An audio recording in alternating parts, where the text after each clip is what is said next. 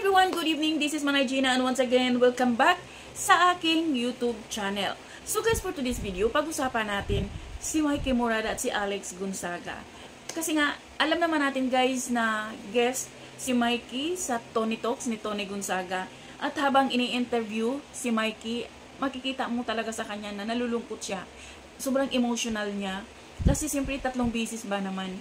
At grabe no, hindi mo makitaan si Alex na ganun siya kalungkot. Makikita mo siya na smilean siya, patawalan siya, strong siya, pero pala deep inside, grabe yung pinagdaanan nilang mag-asawa. At swerte si Alex kasi nagkaroon siya ng asawa na kagaya ni Mikey na sobrang inaalagaan siya, sinusuportahan siya, inaalalayan siya. Grabe talaga. Kaya sabi nga ni Tony na sobrang nakikita niya si Mikey, nakikita niya yung tatay niya sa kay Mikey. Kasi kung gaano magmahal si Mikey, ganun din daw yung tatay nila. Sobrang, alam mo yung nakakalungkot na habang ini-interview si Mikey, ang daming naiyak, ang dami sa mga comments. Kahit ako nung tinitingnan kong pinapanood ko, ay naku, nakakalungkot, nakakaiyak.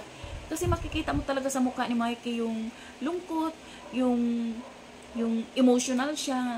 Lalo pat yung pinakita niya na nasa cellphone, ay, nakakalungkot talaga. Pero siguro hindi pa yung right time. Siguro in God's perfect time, mabigyan din sila ng anak. At yun nga, tama yung sinabi ni Mikey na hindi na sila magplano, ayaw na nilang magplano. I-surrender na nila kay God kung ibigay sa kanila din salamat. Kung hindi, okay lang din. Andyan siya kay Alex.